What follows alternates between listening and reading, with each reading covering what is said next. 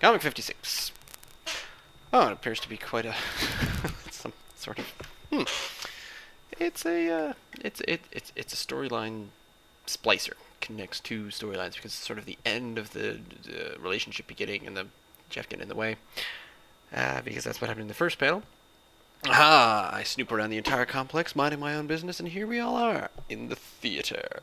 I can't believe you guys ditched me. Jeff, I think the screen is opening another door to the movie world. Oh no, Ken. You're not going to distract me with portals or floating me in midair this time. We're going to talk. We're going to talk. Emphasis on talk. Look at that. There's emphasis on talk. Big capital letters. Gives you the bam, there it is. Emphasis on the ha of aha. Aha!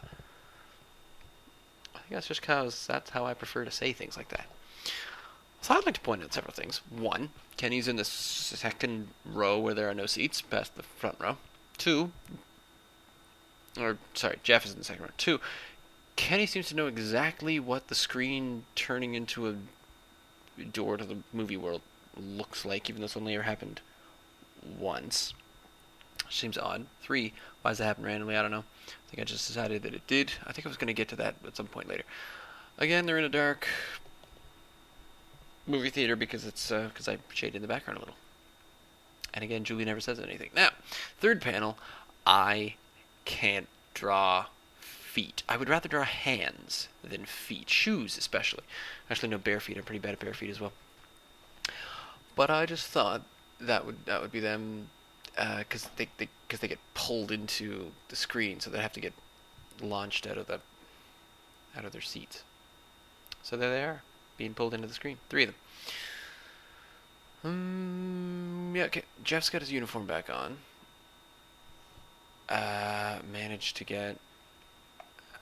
draw a bit more of them, because then there's Kenny pointing straight ahead in the second panel. Is that kind of what's happening there?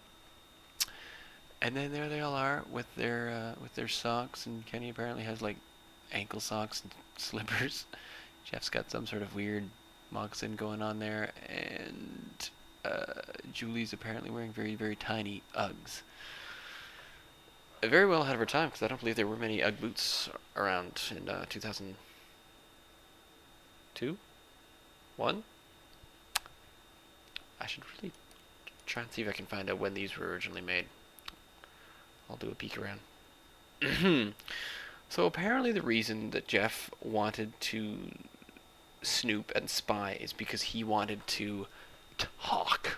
He wanted to have the conversation. The conversation of, let's talk about this fact that I want to have a relationship with this girl that you have a relationship with, despite the fact that I don't really value her opinions as a human being.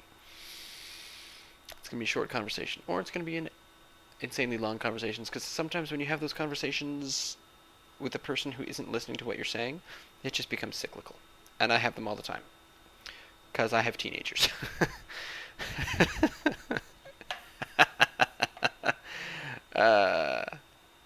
Yep, just me found that funny. That's me laughing at my own jokes again. I do that. Hopefully that's not a bad thing. Doesn't matter. So, I guess they're going into the movie world again. Well, we'll stave off on that, and we'll move into the movie world for a second adventure. I can't remember how many times they go in, because I tried to make that part of the plot. That was the whole point of them being in a movie theater. Which got complicated later. So, yeah, so we'll move on to Comic 57 tomorrow.